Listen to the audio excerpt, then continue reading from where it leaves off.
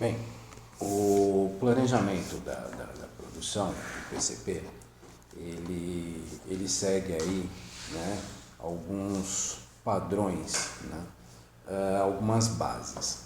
Essas bases são as bases dos planejamentos, como perguntas, definições e informações. Né? Nas perguntas, por exemplo, o que produzir? Né? Como definição é o produto. Né? Nesse nosso caso, né, nós podemos citar aí o produto pelo qual nós estamos trabalhando no projeto. Tá? As informações. As informações é a base de demanda, né? A previsão de venda. Por quê? Porque assim, como no passado nós tínhamos aí imensos armazéns, onde as empresas produziam em larga escala, uma capacidade produtiva muito grande para depois vender, né? A atual visão logística mostra e provou, por isso que esse cenário mudou, que é o seguinte, hoje as organizações, quanto menor for o seu espaço, quanto mais ele atender a uma realidade produtiva, mais lucratividade a organização vai ter. Então é por isso que produzir com base na previsão de demanda é fundamental. Eu tenho vendido, eu tenho pedidos efetivamente gerado? Tenho. Então eu vou colocar em produção. Não tenho. Então eu nem vou colocar em produção e não vou ter, além de um estoque mínimo, um estoque de segurança na minha capacidade de MP, na minha gestão de estocagem. Ou seja, como matéria-prima eu não tenho por que inflacionar os meus custos fixos dentro da minha organização. Tá? E isso é com base numa análise mercadológica. Né? Depois, quanto produzir desse item, né, desse produto, quanto que eu vou produzir, né? As informações é a quantidade, né, efetivamente. Veja, eu vou colocar lá que eu vou produzir um exemplo, eu produzo álcool em gel, né? Então lá atrás o meu produto é o álcool em gel, ótimo.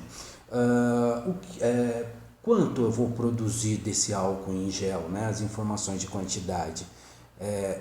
Exatamente com base na minha base de demanda, né? As minhas informações de vendas. Né? E é claro, eu vou produzir aquela quantidade na íntegra? Não, eu tenho que ter uma margem de segurança, eu tenho que ter um estoque mínimo ou um estoque de segurança. Por quê? Porque de repente aumentam as minhas vendas, né? E eu não posso perder venda ou até perder aí mercado, né? Por conta de não ter um estoque de segurança. O estoque de segurança, o estoque mínimo, o estoque de segurança, ele tanto é cabível e aplicável, tá? Na gestão de estocagem como MP, matéria-prima, bem como PA, produto acabado, na minha questão de armazenagem dos produtos acabados. Tá? Então, nas duas pontas eu tenho esse tipo de gestão de estocagem. Tá? É muito importante se atentar.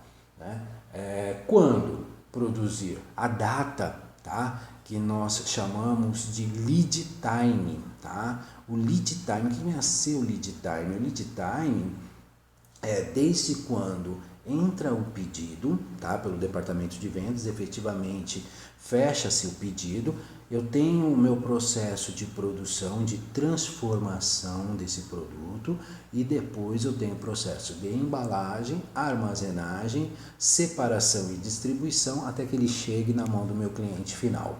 Então, aí eu encerro o meu lead time. Lead time, então, é desde quando entra o meu pedido até o momento que eu entrego para o meu cliente final, tá? E tudo isso é pautado em quê? Em prazos, de acordo com a necessidade do cliente, né? Então, por exemplo, produzo álcool em gel, o cliente me fez lá X litros envasados em frascos de X ml, né? Ele me dá um prazo para que eu entregue esse produto para ele. E é óbvio que até a entrega eu tenho todo o prazo de fabricação, industrialização desse pedido. Tá? Então é por isso que o PCP ele é muito importante dentro da organização. Ele vem fazendo todo esse planejamento. Né? Com o que produzir? O meu MP, minha matéria-prima. Né? Aí eu tenho respaldo de quem? Do Departamento de Engenharia e Desenvolvimento, que fez a análise mercadológica, levantando as características, a necessidade, o que o meu público está esperando do meu produto, tá? O que eles esperam do meu álcool em gel, né? Como produzir? O meu processo produtivo. Aí é cabível, né, de informações com engenharia industrial, que é o quê? Os maquinários que eu vou utilizar, os recursos que eu irei utilizar, efetivamente a mão de obra, os turnos, né? Enfim, tá? Quantos operários por máquina, dois, às vezes a máquina ela suporta um colaborador por máquina, mas contrapartida eu posso utilizá-la 24 horas, 7 dias por semana, né? Então aí eu vou dobrar turno, mas para que eu tenha essa necessidade de mais turnos, etc., ou até mais colaboradores por máquina, né? Eu preciso me atentar com um item que é o quanto, né? Que ele se resume em quantidade. Por quê? Porque às vezes eu estou tendo custos desnecessários. A quantidade ela suporta em 2 turnos, tá? Enfim, né? Então, esses pontos característicos de análise do PCP, eles são muito importantes, tá? Que na verdade nós estamos falando do nosso slide número 3, tá bom? Ele é muito importante, tá? Ele tem que ser entendido, é por isso que eu estou vindo com vocês num passo a passo, né? E fazendo a explicação, né? Exemplificada, tá? Para que vocês possam fazer essa associação, essa analogia aí, ok? Né? Depois, onde, né? Onde produzir os tipos de equipamentos específicos que eu vou precisar dentro da minha etapa produtiva, tá? Aqui eu tenho máquinas e equipamentos e eu posso, né, colocar aí também, agregar aí os meus recintos, tá? Como por exemplo o álcool em gel, tá? Eu preciso ele tanto no MP quanto no PA, principalmente no PA, que ele já sofreu aí uma mistura química, né? O local apropriado para deixar esse produto acondicionado, né? Quando eu falo local de armazenamento físico mesmo, né? Por quê? Porque tem a questão de temperatura, a questão de climatização, né? Que nem, por exemplo, álcool em gel 70%, eu não posso colocá-lo num ambiente quente, tá? Porque vai haver uma reação química aí, né? Enfim, a questão de evasar não tem problema, eu posso evasar ele em recipientes plásticos, tranquilo, ele não vai causar essa corrosão, tá? Se ele não tiver uma reação química que é gerada pelo fator de climatização, isso é importante, tá? Com quem produzir? Mão de obra, né?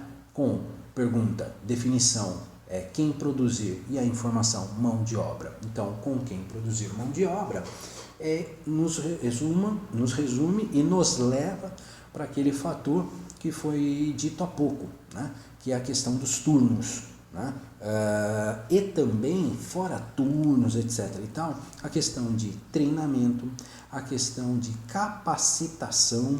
Veja, na questão do álcool em gel, eu preciso de quê? Eu preciso de químico responsável para poder assinar, né, os laudos, porque é caracterizado e é configurado como carga IMO, produto perigoso, né? Então, lembra que eu comentei com vocês na disciplina de logística integrada que carga perigosa acompanha uma ficha de declaração de composição do produto, né, que é chamado de Shipper Declaration, né? O que isso significa? Declaração de embarque, tá? O Shipper, né, Declaration, ele é assinado e bate o carimbo do químico responsável, porque se houver um acidente, algo que venha acontecer aí na estrada, o químico vai responder diretamente, tá? Então veja, aqui nós temos aí no slide 3, relatando e nos mostrando toda essa análise de planejamento do PCP. Aqui nós podemos dizer que nós temos o que? A essência do planejamento do PCP.